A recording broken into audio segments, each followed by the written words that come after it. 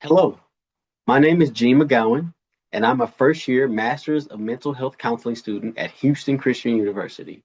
And this is my counselor interview assignment for Counseling 5309, Counselor Professional Identity and Function.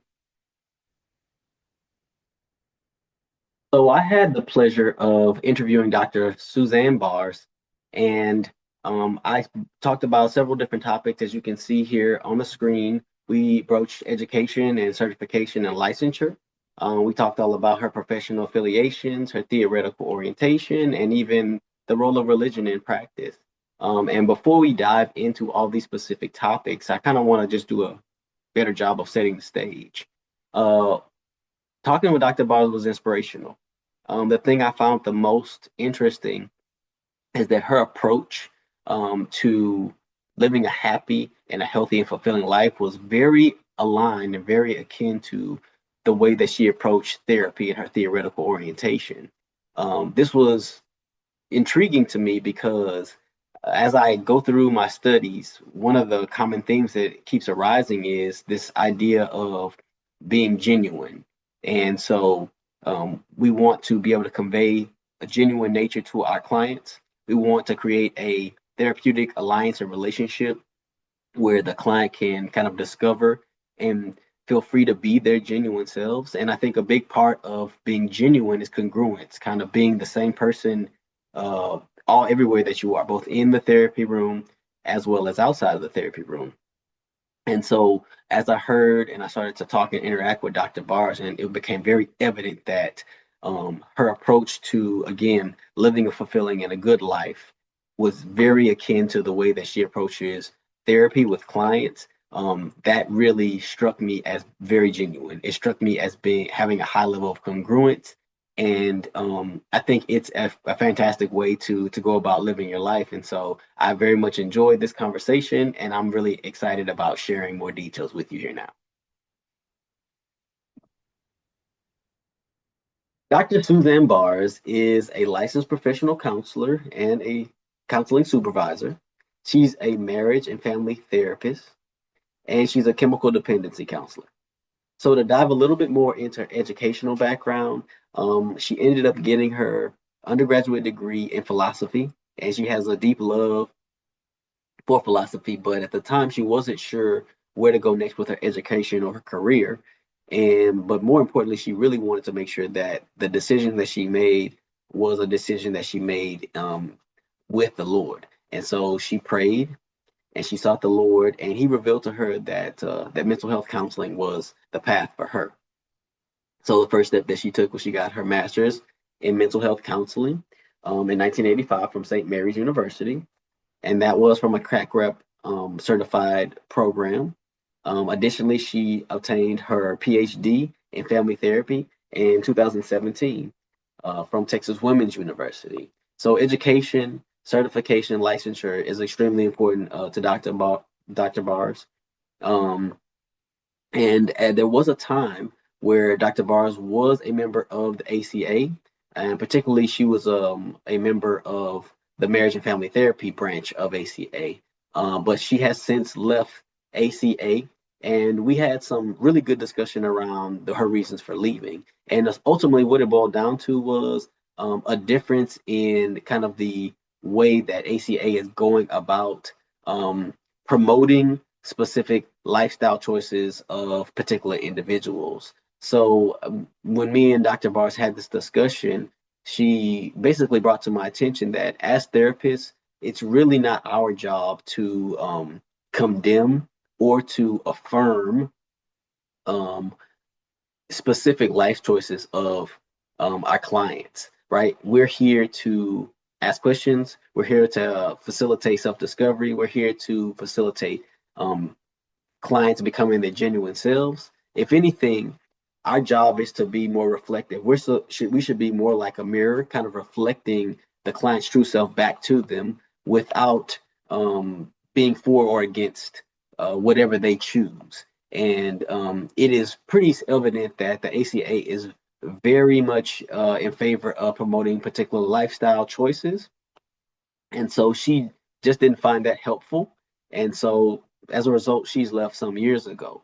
Now, one thing I thought was really interesting is that not only did she leave a large professional organization in the counseling world, she actually is a founder of a Catholic professional organization that has to do with mental health counseling. So she helped found the Catholic Psychotherapy Association, and it's a fantastic association. I was not aware of it before talking with Dr. Bars.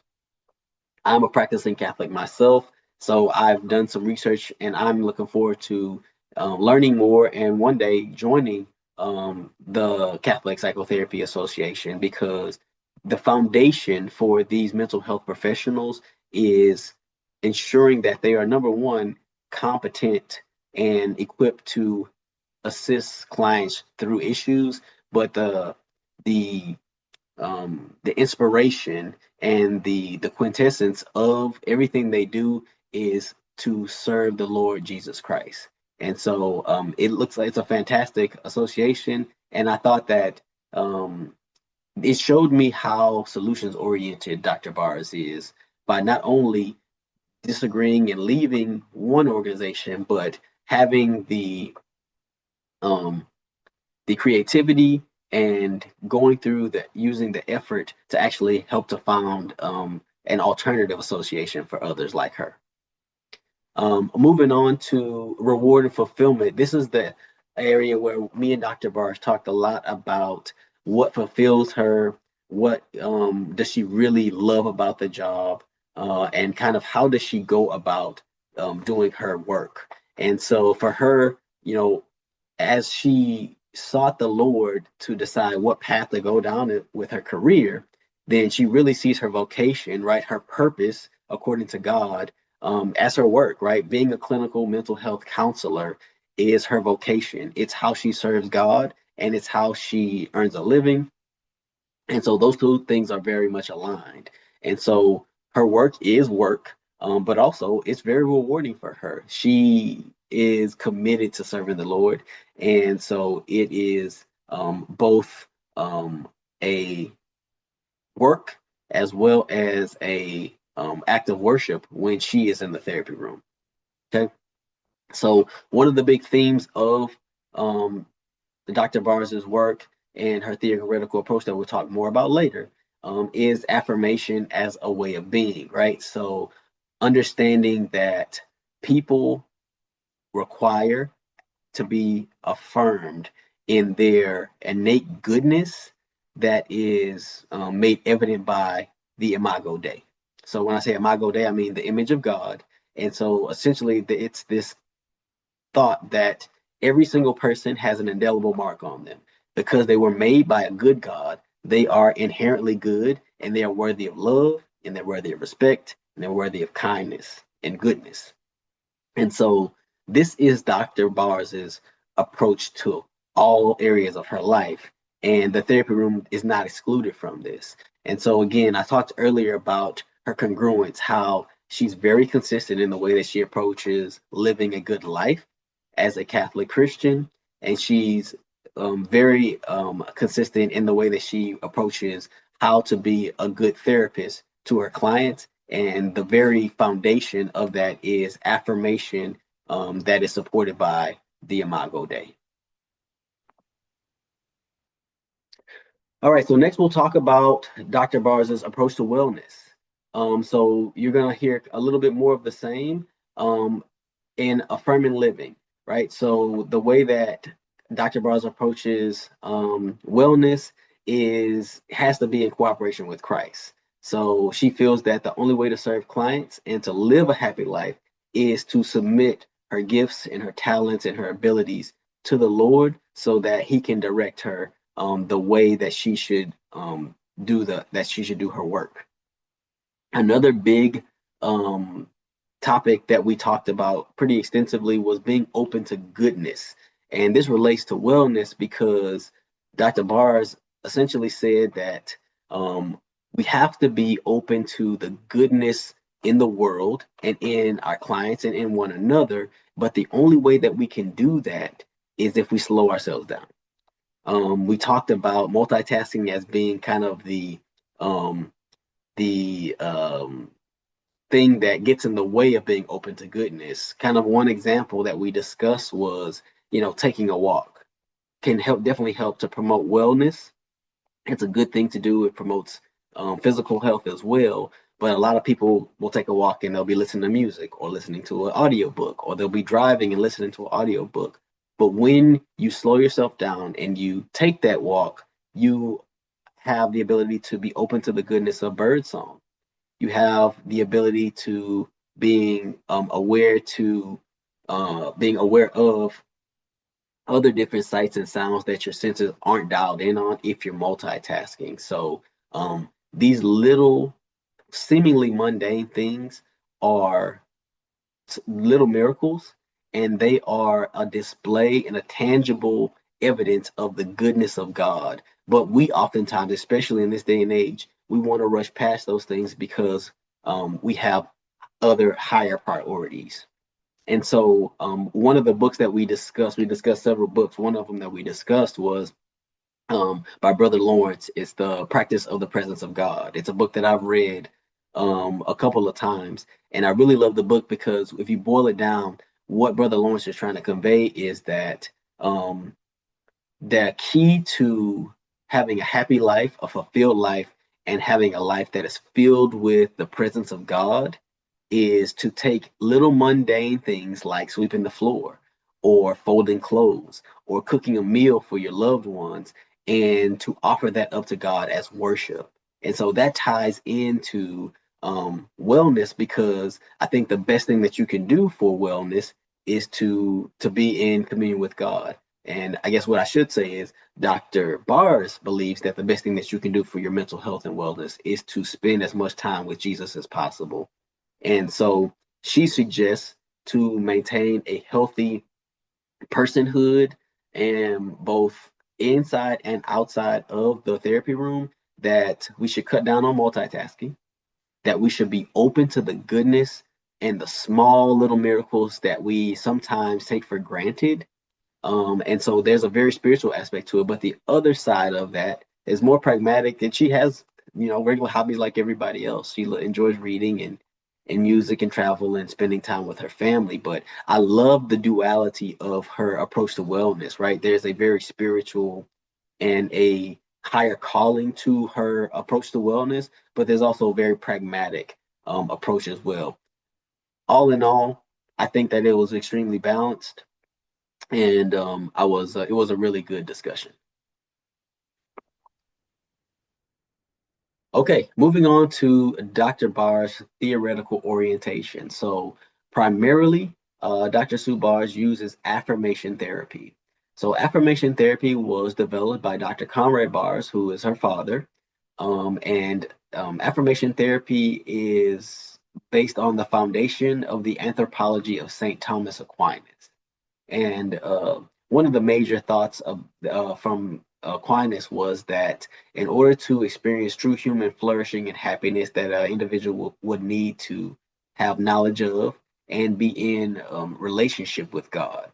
And so, being in relationship with God is heavily tied to what I talked about earlier in the Imago Dei, or the image of God, that indelible stamp that's on each and every single human. And when an individual has knowledge and relationship of being created by a good God, then they understand that they are good innately and they are worthy of kindness and love, dignity and respect. And so this is very foundational to affirmation therapy. So to kind of boil down affirmation therapy and make it as simple as possible, it kind of has three different components to it. Number one, there's two people that are in a therapeutic alliance or relationship, and one's a client and one is going to be our professional. And the professional allows themselves to become aware of some of the specific goodness of the individual who is the client, and they allow themselves to be moved with positive emotions as they recognize that goodness that's within that person. And then as they're moved with those positive emotions, they kind of are able to convey that back to the client, but mostly in nonverbal ways. They display it in their countenance. They can display it in their tone of voice. They could display it in the way that they are completely focused and present with their clients. But essentially, they use a lot of different nonverbal cues to convey to the client that they're worthy of their time, and they're worthy of kindness, and they're worthy of good relationships. And that's the position that they sort of address traumatic experiences or issues with the client from. It does bear some resemblance to person-centered therapy, developed by Carl Rogers, but it is vastly different. The primary difference that I noticed is that Rogers' approach has a very humanistic worldview. I would even go as far to say that it could be termed as a anti-religious worldview. On the other hand, affirmation therapy, it was developed on the anthropology of one of the church saints. So it's a very foundationally Christian worldview, Catholic worldview, and it's very concerned with having cooperation with God in everything that it does. And so, again, this is the primary theory that Dr. Bars used, but more than that, this is the way that Dr. Bars approaches her entire life, right? Every single person that she interacts with, she believes that is worthy of respect and dignity and kindness. And one of the beautiful things I like about this theoretical approach, this way of being in the therapy room, is that I think no matter who we interact with, no matter what their values, no matter what their religious affiliation is or lack thereof, I think all people can agree that people are worthy of dignity and respect and kindness and love. And so this is a theoretical approach, in my opinion, that can be applied to just about anybody. And Dr. Bars agreed with me. She said that she uses this approach for Christian individuals as well as those who are not, and it's something that has been very effective for her. In addition to affirmation therapy, Dr. Barr did talk about two different types of tools that she likes to use. So she is EMDR trained, which is eye movement desensitization and reprocessing therapy. And this is a tool that utilizes eye movements, taps, and sounds to help clients process traumatic memories. And a somewhat similar technique and tool that she uses is IMTT, which is image transformation therapy, which is additionally a tool that helps clients to process traumatic experiences and memories without being overwhelmed by those feelings and those emotions related to those particular instances. And so, Dr. Bars's theoretical orientation is foundationally is Christian. It utilizes tools that are not necessarily Christian based, but it is something that was I believe it very holistically addresses clients' needs.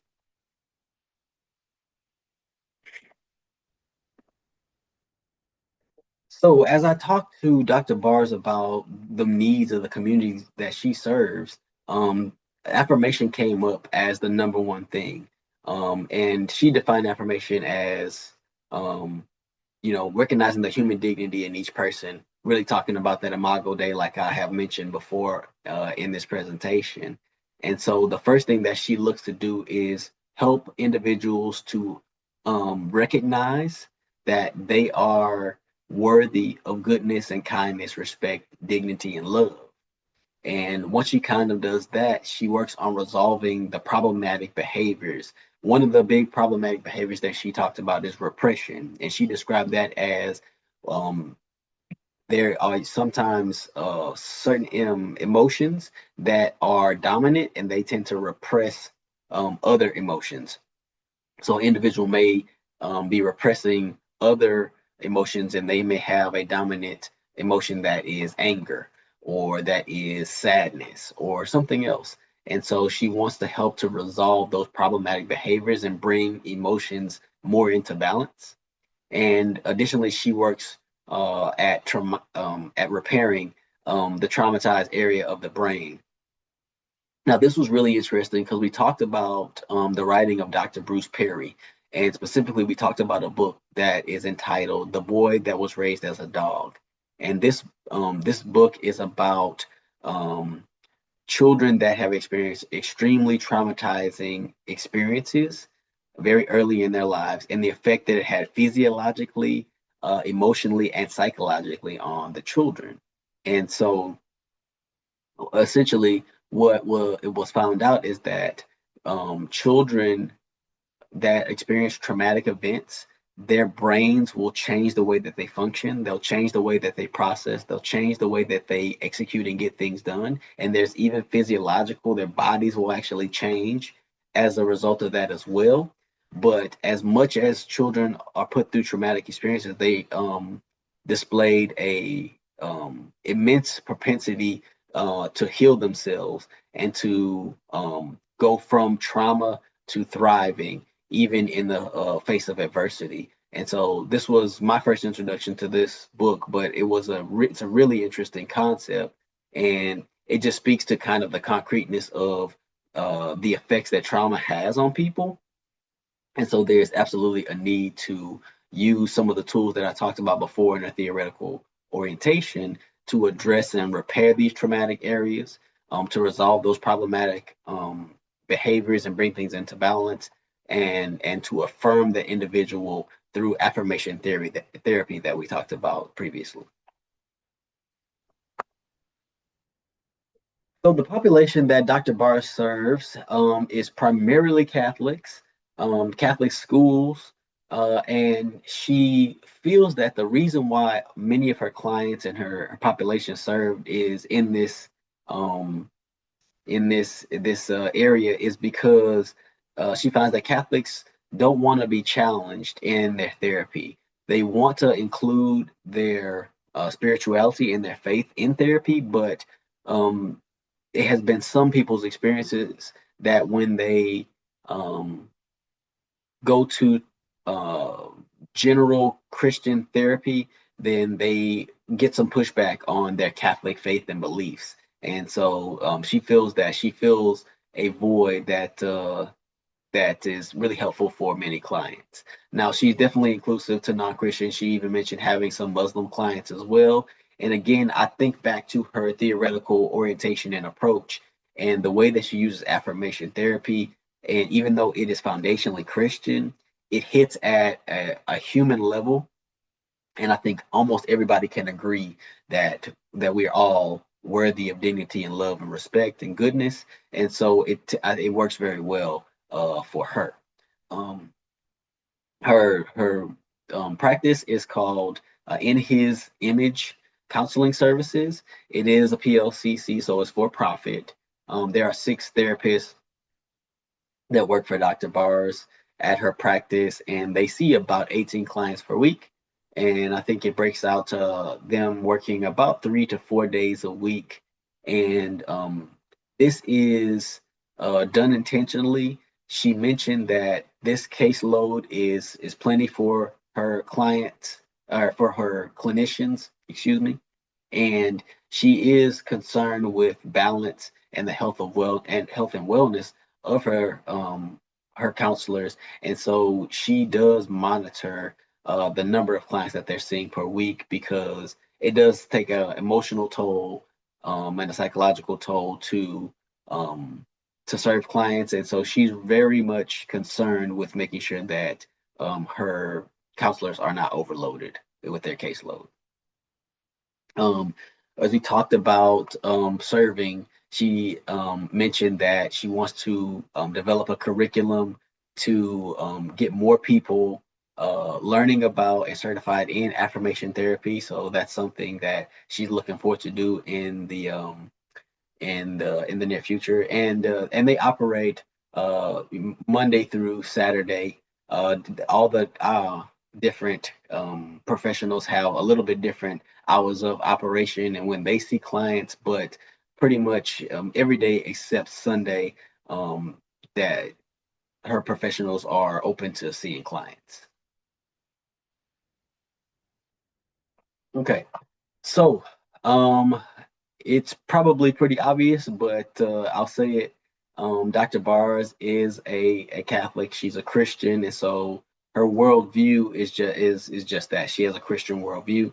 It's foundationally Catholic, and we talked a lot about St. Thomas Aquinas previously in this presentation, and the Imago Dei, and those are a couple of different themes that I'm going to continue to talk about. So, being that her worldview is a Christian worldview, she is dead set on submitting her gifts, her talents, and everything that she does to the Lord. And so, one of the ways that she lives that out specifically is through, her affirmation therapy, and the way that she just goes about being in recognizing the goodness of all humans because they're made in the image and likeness of God. And again, I found that this very consistent approach to both her normal life as well as her professional life was inspirational. I thought that it was a great way to build congruence and genuineness, and I feel that it's could be extremely effective in the therapy room. All right, so now I'm gonna talk about just my thought, my feelings, my perspective on um, my interview with Dr. Bars, my impressions of her, as well as just my thoughts on the counseling profession as a whole. So, two big things as it relates to Dr. Bars. I really appreciated the fact that she was very consistent in her approach to both life and her professional work. As I think I mentioned before, Dr. Bars is a woman who appears to me to be very committed to serving the Lord in every aspect of her life. And the way that she recognizes the image of God in every single person is an act of worship and an act of very pragmatic respect on a human level. And I think that that's something that resonates with believers and non-believers as well. And I think it's been very effective in everything that she's done in mental health therapy and in life. Um, her foundation is Christian. She's a Catholic. She's Christian, and I love the fact that this her theoretical orientation and her approach is both spiritual and practical at the same time. And so, in general, I thought that number one, thoroughly enjoyed talking with Dr. Bars. I learned, I was challenged, um, and I was inspired. And so as a result of our conversations, I'm looking more into and studying some of her father's works because I think it will be a key part in developing my theoretical approach in the future as I continue to matriculate and start to take things from one theory and maybe leave some things behind from others. I'm very interested in this work, and so I'm actually reading through her father's book, "Feeling and Healing Your Emotions," right now. Um, there was other books that we talked about, so I've got a bit of a reading list as a result of talking to her, and I just feel like I was able to glean the wisdom and the experience um, from Dr. Bars during our time together. So I really enjoyed it, and I plan to stay in contact with her moving forward. Um, but in general, as I think about the counseling profession, and I think about it juxtaposed to having this interview and this conversation with Dr. Bars, I think that more clinicians, should strive to achieve congruence and to convey a genuine nature by doing their very best to align their personal approach to their theoretical approach. And I think some of this already happens. I think that our values shape all that we do, including our work. But there was such a clear connection to the Imago Dei and to the respect that humans deserve, and the way that Dr. Bars employs affirmation therapy and helps to heal trauma. And I just thought that it was very self evident that those two things aligned. And I think that that will go a long way in very overt ways and in very subtle ways as well. And so I think that as a result of having this conversation, my goal is to develop a theoretical approach that is very much aligned, that very much displays congruence and puts on display that I am the same person both inside and outside of the therapy room, because I believe that in conjunction with the Lord, the Holy Spirit, prayer, and having that Christian foundation, that's going to um, it's going to help me to aspire to the best possible outcomes for my future clients. All right, so lastly, here are my references. First is Dr. Suzanne Bars. You see her credentials and you've heard me talk about them, but here's a little bit more detail about those as well. And then additionally, I used information from Dr. Conrad Bars' Feeling and Healing Your Emotions when I was describing the definition of, or the key components of, affirmation therapy.